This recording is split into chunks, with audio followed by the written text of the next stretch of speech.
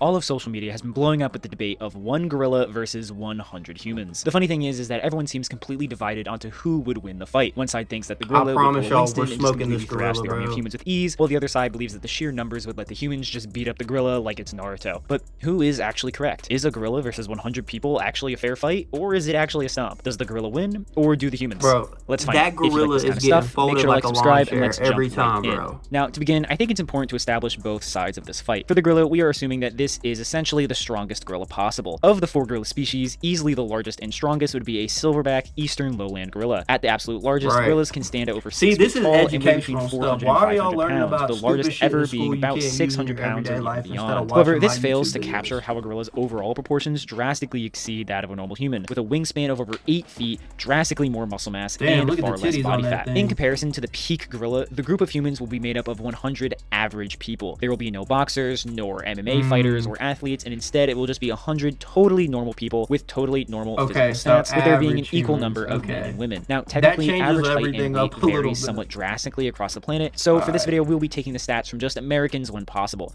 This means the 50 men in the group will be on average 5'9" and almost 200 pounds, while the 50 women in the group will be on average 5'4" and 170 pounds. Now, to be fair, Americans are I thought it was fat, 100 so men. ultimately, using the statistics of a healthier nation doesn't change these values very much, or the outcome in my opinion. Still, either way, the gorilla is going to be far larger than any single human, exceeding them in height by a couple inches and being casually twice the weight of the average man. Also, just so we're all on the same page, this is what 100 people looks like. It's definitely not a small group, but it's also not a massive crowd by any means. A lot of college lectures have more people than who this. Can even name 100 people? Like, if you know determining the true strength of a gorilla is incredibly difficult for multiple reasons. Firstly, gorillas ultimately are not a predatory species, so in comparison to something like a bear, a wolf, or any cats, they rarely, if ever, go out of their way to attack humans. Secondly, unlike for humans that will willingly do experiments to test the limits of human strength, doing the exact same thing is almost impossible for gorillas because they're not just going to do a bench press for a couple of bananas, unfortunately. This forces most, if any, estimations of gorilla strength to be just that, estimations based off of their bodies and the very rare instances of strength that we have seen from them. Thirdly, there is a lot of hearsay and misinformation regarding gorillas, with most online sources claiming completely different stats for what gorillas are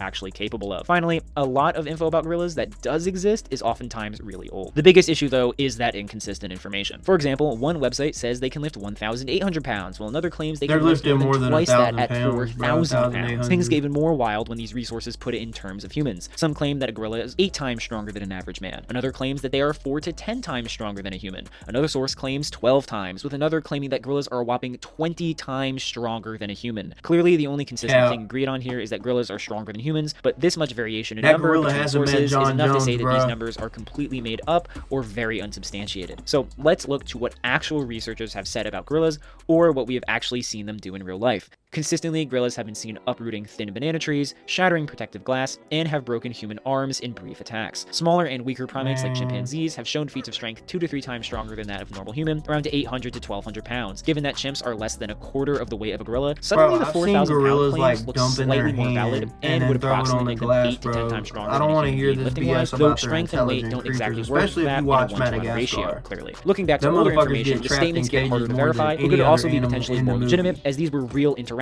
in the wild. We have accounts from 19th century explorer Paul Chalu for gorillas snapping and bending metal guns with their bare hands, or even an older account from explorer Andrew Patel that recounts that 10 people were unable to pin a gorilla down. Finally, we have more speculative calculations around things like gorilla bite force and punching strength, which is incredibly difficult to calculate without, having the gorilla punch something that actually measures force. Still, even the most lowball calculations put the gorilla's strength at around 881 joules of force, with the highest being 3,660 joules of force. In comparison, humans output only about 74 joules with their punches, which would make the potential difference in punch power anywhere from around 10 to 50 times. I don't think really speed is something we really need to talk about here. It isn't like other power scaling topics where either side is a blitz difference faster than the other or anything like that. Gorillas and humans are simply comparable in overall speed, with the gorilla being a bit faster in bursts of muscular power, though such speeds aren't exactly sustainable. So overall, gorillas are stronger, larger, heavier, and more powerful than multiple humans combined. Either way though, are the humans cooked? Let's get into it. Now, in a 1v1, 2v1, or even 10v1, I think the gorilla could pretty easily take it. From everything everything we've seen, from historical accounts to estimations, a gorilla may legitimately be around 10 times the strength of average humans, making all of these random articles potentially correct even if they were just yapping. Single strikes and bites of a gorilla is going to be breaking bones of whoever's unlucky enough to be in range. As they tend to do, they can also easily grab, lift, and pull around any human they manage to grab. Furthermore, most attacks from a human are simply not going to legitimately harm a gorilla, the difference in the basic lifting and punching power being so immense that the person punching the gorilla would probably hurt their hands more than the gorilla's body.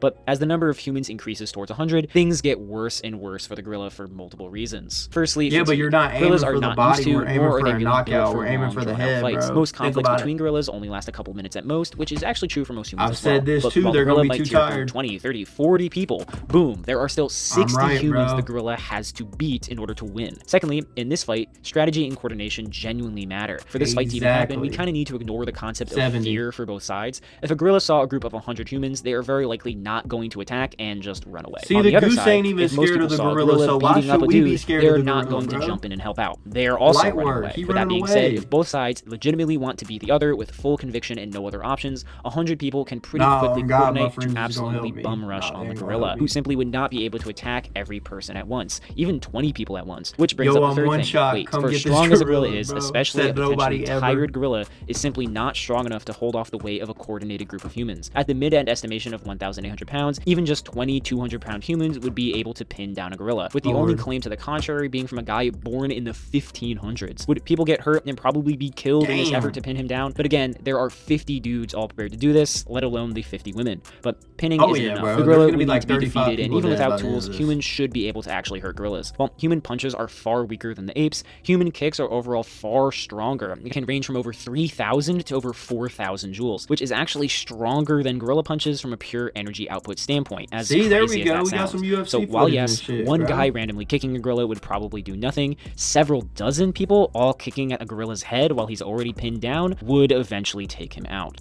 So yes, 100 humans could beat a gorilla. If